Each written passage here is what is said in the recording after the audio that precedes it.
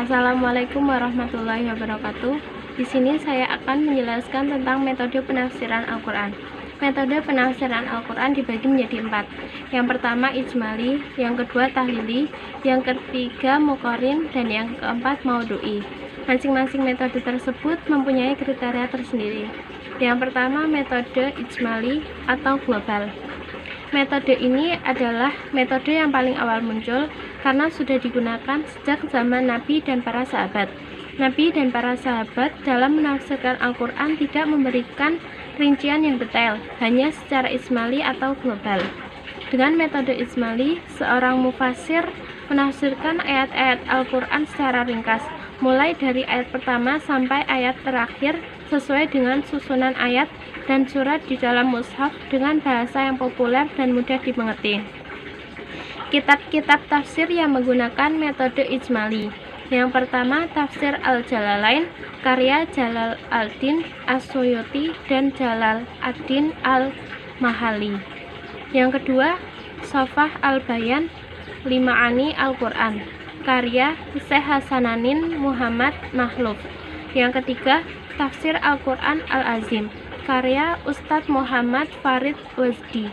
Yang keempat, Tafsir Al-Wasit karya Tim Majma' Al-Buhut Al-Islamiyah atau Lembaga Penelitian Islam Al-Azhar Mesir. Yang kelima, Taj Al-Tafsir karya Muhammad Usman Al-Mirghoni. Kelebihan dan kekurangan metode ijmali. Kelebihan: praktis, simplisis, dan mudah dipahami, bebas dari penafsiran Israiliyat, akrab dengan bahasa Al-Quran.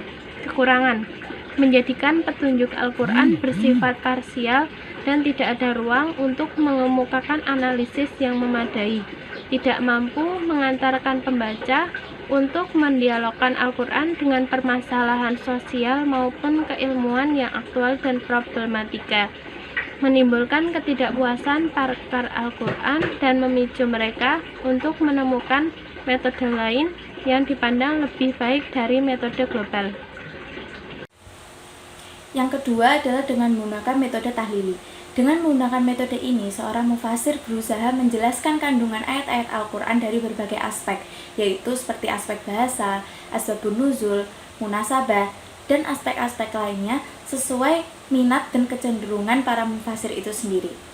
Penafsiran dilakukan dengan menggunakan sistematik mushaf Al-Quran yang urut dari awal hingga akhir ayat demi ayat. Para ulama membagi wujud tafsir dengan metode tahlili kepada 7 macam tafsir, yaitu yang pertama, tafsir bi al-ma'thur, yang kedua, tafsir bil ar-rayi, yang ketiga, tafsir as-sufi, yang keempat, tafsir al-fiqhi, yang kelima, tafsir al-falsafi, yang keenam, tafsir al-ilmi, dan yang ketujuh, tafsir al-adabi al-ijtimai. Ada juga yang membagi dari segi prakteknya, yaitu menjadi maksur dan ro'i. Sedangkan penyajian karya tafsirnya meliputi bahasa, hukum, ilmu pengetahuan, mistik, filsafat, strata sosial, dan kemasyarakatan. Oke, lanjut. Berikut adalah kitab-kitab tafsir yang menggunakan metode tahlili, antara lain seperti Tafsir Al-Quran Al-Azim karya Ibnu Katsir, Tafsir Al-Munir karya Syekh Nawawi Al-Bantani, lalu kemudian ada Jami Al-Bayan an Ta'wil Al-Quran Al-Karib, Tafsir Al-Tabari karya Ibnu Jarir Al-Tabari, atau juga ada Al-Ma'alim Al-Tanzil karya Al-Baghawi, dan Al-Dur Al-Mansur fi Al-Tafsir bil Al-Ma'thur karya As-Suyuti. Oke, selanjutnya adalah langkah-langkah metode penafsiran tahlili. Yang pertama, menerangkan makiyah atau madaniyahnya itu di awal surat. Lalu yang kedua, menerangkan asbabul nuzul jika ada. Yang ketiga, menerangkan arti mufrodat atau kosakata, termasuk di dalamnya itu kajian bahasa seperti i'rab dan balaghah. Yang keempat adalah menerangkan unsur-unsur fasohah, bayan, dan ijaz. Yang kelima adalah memaparkan kandungan ayat secara umum serta maksudnya. Dan yang keenam adalah menjelaskan hukum yang dapat digali dari ayat yang dibahas. Oke, next, kita lanjut ke kelebihan dan kekurangan metode tahlili. Jadi kita bahas yang kelebihannya dulu. Di kelebihannya kita jadi dapat mengetahui dengan mudah suatu tafsir dari suatu ayat. atau kita dapat mudah mengetahui relevansi atau munasabah dari suatu surat atau ayat dengan surat atau ayat lainnya. Lalu kita dengan mudah untuk dapat memberikan penafsiran pada semua ayat. Kemudian kita juga dapat mengetahui banyak pengetahuan. Namun, di samping kelebihannya, kita juga harus mengetahui kekurangan dari metode tahlili ini. Adapun kekurangannya itu seperti menghasilkan pandangan-pandangan yang parsial dan kontradiktif dalam kehidupan umat Islam. Lalu yang kedua adalah faktor subjektif yang tidak mudah untuk dihindari. Karena tadi di awal sudah dijelaskan, metode tahlili ini itu cenderung ke minat mufasirnya itu sendiri kan. Lalu yang ketiga, terkesan adanya penafsiran yang berulang-ulang. Bismillahirrahmanirrahim. Assalamualaikum warahmatullahi wabarakatuh. Perkenalkan, nama saya Muhammad Zaki Fariza dari kelompok 9 Ulumul Quran.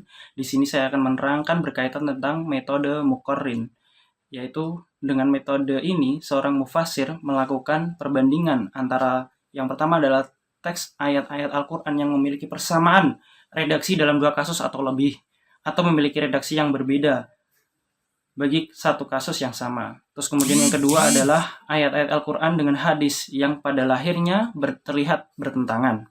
Terus kemudian yang ketiga adalah berbagai pendapat ulama tafsir dalam menafsirkan Al-Quran.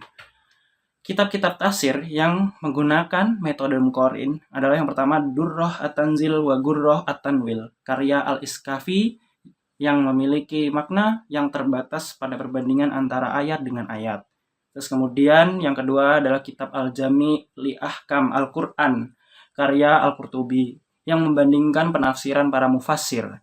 Terus kemudian yang ketiga adalah Ar-Rawa'i Al-Bayan fi Tafsir Ayat Al-Ahkam, karya Ali As-Sabuni. Kemudian yang keempat adalah Quran and its Interpreters, salah satu karya tafsir yang lahir di zaman modern ini, karya Profesor Muhammad Ayub. Kelebihan dan kekurangan metode muqarrin. Yang pertama adalah kelebihannya, yaitu membuka pintu untuk selalu bersikap toleran terhadap pendapat orang lain. Terus kemudian yang kedua adalah mendorong mufassir untuk mengkaji berbagai ayat dan hadis-hadis serta pendapat-pendapat para mufassir yang lain. Kemudian yang ketiga, membuktikan ketelitian Al-Quran. Yang keempat, meyakinkan bahwa tidak ada ayat-ayat Al-Quran kontradiktif. Yang kelima, menjelaskan makna ayat Al-Quran. Kekurangannya adalah penafsiran yang menggunakan metode ini tidak dapat diberikan kepada para pemula. Kemudian metode muqarrin kurang dapat diandalkan untuk menjawab permasalahan sosial yang tumbuh di tengah masyarakat. Kemudian metode muqarrin terkesan lebih banyak menelusuri penafsiran yang pernah diberikan oleh ulama daripada mengemukakan penafsiran-penafsiran baru. Terima kasih, itu saja dari saya. Mohon maaf apabila ada kurangnya, dan kelebihannya itu hanyalah datang dari Allah Subhanahu wa taala. Terima kasih. Assalamualaikum warahmatullahi wabarakatuh. Saya Latifah Nuridaya akan melanjutkan presentasi tentang metode penafsiran Al-Quran. Untuk macam-macam yang terakhir atau yang keempat adalah metode maudhu'i atau tematik.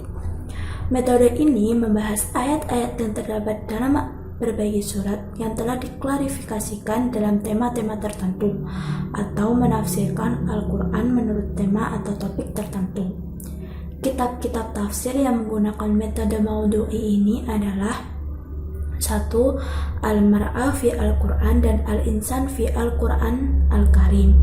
2. Ar-Riba fi Al-Quran Al-Karim. 3. Ar-Rawa'i Al-Bayan fi Tafsir. 4. Al-Wasya'aya Al-Ashir. 5. Tema-tema pokok Al-Quran. Dan 6. Wawasan Al-Quran Tafsir Maudhu'i.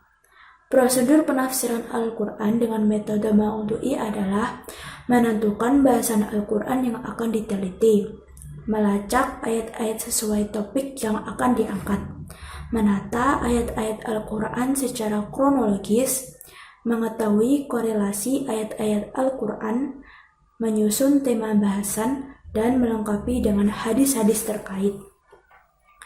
Untuk menggunakan metode ini juga memiliki kelebihan dan kekurangan. Untuk kelebihannya, 1. Memberikan pemecahan terhadap permasalahan-permasalahan yang ada. 2. Sebagai jawaban terhadap tuntutan kehidupan. 3. Studi terhadap ayat-ayat terkumpul dalam satu topik tertentu. 4. Mengetahui satu permasalahan secara mendalam dan lebih tuntas dalam pembahasan permasalahan. Untuk kekurangannya, 1. Melibatkan pikiran dalam penafsiran terlalu dalam dan tidak menafsirkan segala aspek yang terkandung satu ayat, tetapi hanya salah satu aspek yang menjadi topik pembahasan saja. Mungkin sekian presentasi dari kelompok 9 ini tentang metode penafsiran Al-Quran. Kurang lebihnya mohon maaf. Wassalamualaikum warahmatullahi wabarakatuh.